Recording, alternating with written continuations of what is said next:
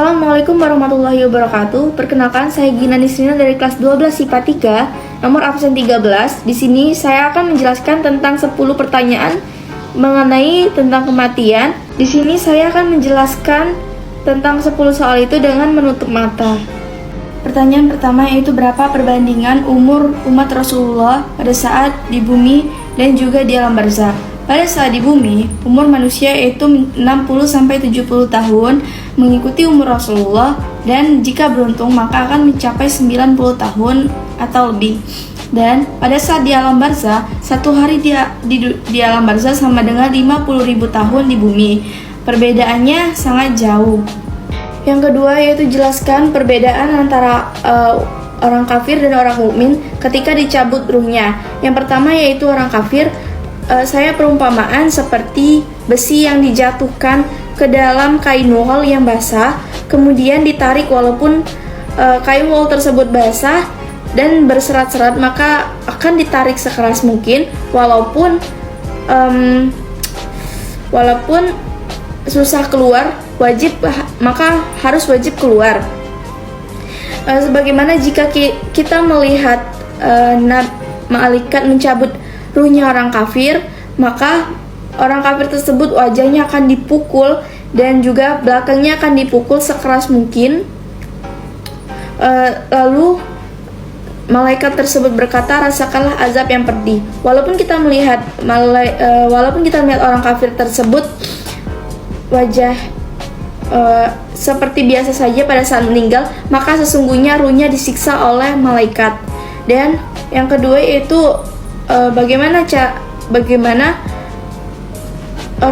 orang mukmin itu meninggal. Adapun jika orang mukmin itu meninggal, maka ruhnya akan ditarik dengan lembut seperti selembut sutra, dan juga dengan pelan seperti air yang keluar dari cerek. Semoga kita termasuk orang yang meninggal dalam husnul khotimah, tidak dalam su'ul khotimah. Dan contoh agar kita bisa meninggal dalam husnul khotimah yaitu seperti mengaji dan selalu sholat 5 waktu, lalu berzikir kepada Allah, supaya saat kita meninggal maka kita dalam keadaan yang baik dan tidak dalam keadaan yang buruk. Pertanyaan ketiga yaitu jelaskan mengapa tidak ada ruh bergentayangan. Karena siapapun, dan ketika dia misalnya sudah dimakan ikan hiu, ikan paus, atau badannya meledak atau badannya terbakar dan abu-abunya berterbangan, maka ruhnya sudah masuk ke dalam alam yang dinamakan alam barzakh. Dan dalam Islam itu jika orang meninggal maka tidak ada hubungannya lagi dengan dunia, dan dia sudah masuk ke dalam satu alam yaitu tempat siksa kubur yang dinamakan alam barzakh. Jadi tidak ada yang dinamakan ruh gentayangan karena ia sudah masuk ke dalam alam yang dinamakan alam barzakh atau tempat siksa kubur. Lalu yang keempat, jelaskan perbedaan antara nikmat kubur, siksa kubur, dan azab kubur serta berikan contohnya. Nah, yang pertama, pada saat kita meninggal kan kita pertama masuk ke dalam alam kubur atau alam barzakh. Nah, di alam barzakh itu kita pertama kali mendapatkan fitnah kubur atau pertanyaan-pertanyaan atau ujian yang ditanyakan oleh malaikat Munkar dan Nakir. Yang ditanyakan oleh malaikat Munkar dan Nakir yaitu man rabbuka atau siapa Tuhanmu, man dinuka atau apa agamamu, dan man nabiyuka siapa nabimu. Yang pertama itu man rabbuka siapa Tuhanmu yaitu Allah, man dinuka apakah agamamu yaitu Islam, dan man nabiyuka siapakah nabimu yaitu Nabi Muhammad SAW. Nah, jika kita bisa menjawab ketiga pertanyaan itu dengan benar, maka kita akan mendapatkan nikmat kubur, atau kita telah berhasil. Dan jika kita tidak berhasil atau gagal, maka kita akan mendapatkan siksa kubur. Dan orang yang tidak dikasih fitnah kubur atau pertanyaan ini adalah orang yang berjihad di jalan Allah, karena mereka sudah dengan pedang mereka telah menjadi ujian sebagai fitnah kubur tersebut. Dan siksa kubur akan diberikan oleh orang-orang yang tidak beriman kepada Allah dan telah melalaikan perintah-perintah Allah Subhanahu wa Ta'ala. Jelaskan siksa kubur bagi seorang pezina. pemakan riba, penipu, lalu juga orang yang lalai dalam mengamalkan Al-Quran. Yang pertama itu azab bagi orang yang berdosa atau menipu. Nabi melihat ada dua orang, yaitu dia sedang merobek mulutnya dari bibir sampai ke leher, lalu yang sebelah kiri lalu normal kembali, dan merobek mulutnya lagi sebelah kanan sampai ke leher, lalu melakukan itu berulang-ulang kali hingga hari kiamat nanti. Lalu yang kedua yaitu azab bagi orang yang melalaikan dalam mengamalkan Al-Quran. Nabi melihat ada orang yang mengambil batu sangat besar lalu melemparkan ke kepalanya dan sampai kepalanya pecah, lalu batu itu mengelinting, lalu diambilnya kembali, lalu dipukulnya lagi ke kepalanya sampai kepalanya pecah, lalu normal kembali kepalanya, dan orang tersebut mengambil batu lagi lalu melempar lagi kepalanya hingga kepalanya pecah, kemudian terus menerus sampai hari kiamat nanti. Lalu yang ketiga yaitu azab bagi orang pemakan riba. Nah, orang yang pemakan riba ini Nabi melihat ada orang yang sedang tegak di sungai darah, lalu dia ingin keluar dari sungai tersebut, tetapi dilempar seseorang dari luar sungai tersebut dengan batu yang sangat panas ke mulutnya. Lalu ia kembali lagi ke sungai tersebut, lalu ia ingin keluar lagi dari sungai tersebut, tetapi dilempar kembali hingga pada hari kiamat nanti.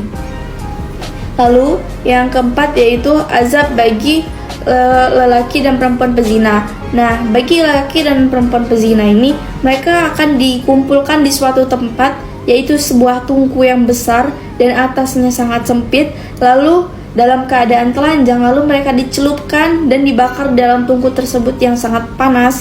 Lalu ia dicelupkan dan ia lagi kembali utuh, dicelupkan lagi dalam keadaan terbakar dan naik kembali utuh lagi hingga pada hari kiamat nanti.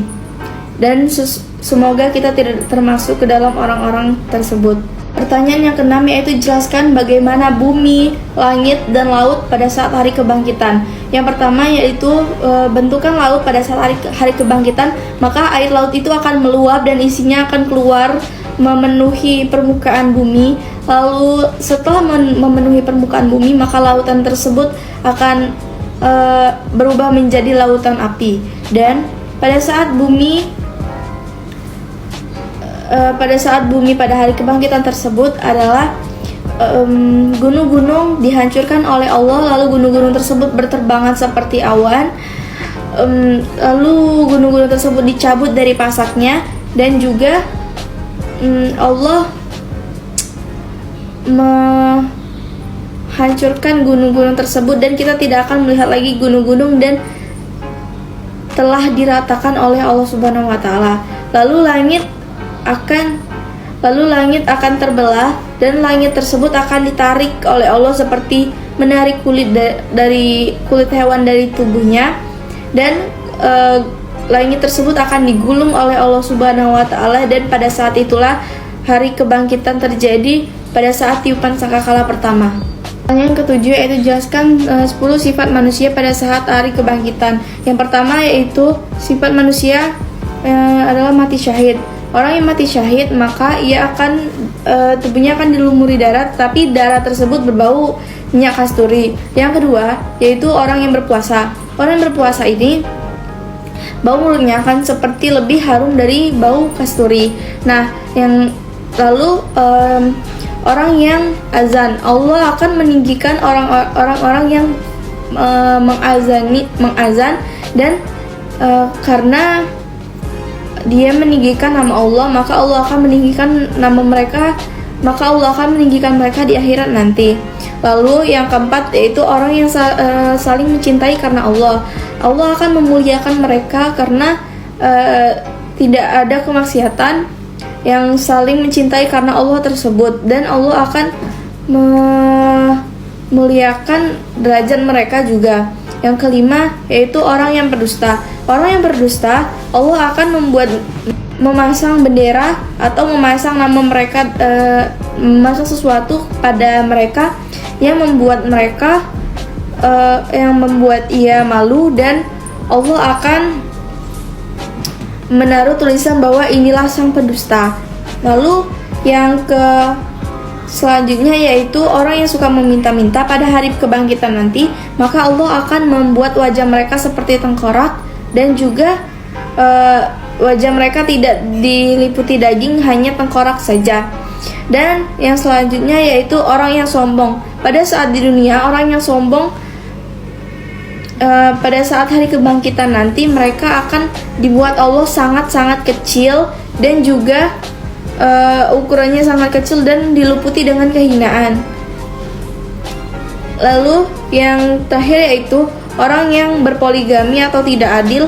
Maka ketika lelaki berpoligami tetapi dia tidak adil kepada salah satu istrinya, atau hanya condong ke salah satu istrinya saja, maka lelaki tersebut akan dibangkitkan Allah pada hari kiamat. Tubuhnya akan miring sebelah dikarenakan ia hanya condong kepada salah satu istri saja. Yang ke-8 yaitu jelaskan 2 contoh manusia yang ketika menerima amalan catatannya. Yang contoh yang pertama yaitu ketika di padang mahsyar, jarak matahari 1 mil dari atas kepala. Jika ia beriman kepada Allah, maka matahari tersebut orang tersebut tidak akan kepanasan dikarenakan matahari, karena dinaungi Allah, karena ia adalah orang beriman. Sedangkan bagi orang kafir atau orang yang tidak beriman kepada Allah, maka ia akan merasakan panas yang luar biasa pada mahsyar tersebut.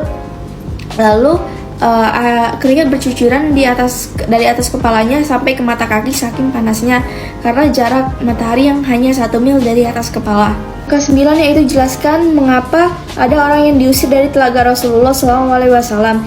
Yang pertama yaitu dikarenakan ia telah murtad atau keluar dari jalan Allah sepeninggalan Nabi Muhammad SAW. Ia tidak bisa meminum dari air dari telaga Rasulullah. Lalu yang kedua yaitu orang yang zalim dan melewati batas kezalimannya, maka ia tidak bisa meminum air dari telaga Rasulullah yang putihnya lebih putih dari susu dan juga lebih manis dari madu. Lalu yang ketiga yaitu orang yang tidak bisa meminum air telaga Rasulullah adalah orang yang berbuat dosa secara terang-terangan dan berbuat maksiat. Lalu yang keempat, orang yang tidak bisa meminum air dari telaga Rasulullah adalah orang yang penganut bid'ah atau juga memiliki hawa nafsu yang sangat besar. Soal yang ke-10 yaitu jelaskan mengapa Nabi Muhammad SAW bisa memberikan syafaat bagi kita, sedangkan nabi-nabi lain tidak bisa memberikan syafaat. Karena pada saat itu umat-umat yang ada di dunia ini meminta kepada Nabi Adam, tetapi Nabi Adam tidak bisa meminta atau berhadapan dengan Allah karena Nabi Adam malu akan perbuatannya yang ada di dunia ini sebelum ia meninggal. Begitu juga dengan 24 nabi yang lain. Lalu Nabi Muhammad atau nabi yang terakhir yaitu Nabi Muhammad, umat-umat meminta kepada Nabi Muhammad untuk meminta ke hadapan Allah agar bisa memberikan syafaat bagi umatnya. Lalu Nabi Muhammad pun menghadap ke Allah dan bersujud di hadapan Allah. Lalu Nabi Muhammad meminta Lalu Nabi Muhammad bersujud di hadapan Allah dan memuji-muji Allah dengan nama-nama yang indah yang Allah ajarkan pada saat itu juga. Nah, setelah itu Allah meminta Nabi Muhammad mengangkat kepalanya, lalu Allah bertanya kepada Nabi Muhammad apa yang Nabi Muhammad inginkan. Lalu Nabi Muhammad menjawab, ia ingin menginginkan syafaat dari Allah Subhanahu wa Ta'ala agar bisa memberikan syafaat juga kepada umat-umat Islam yang ada di dunia ini.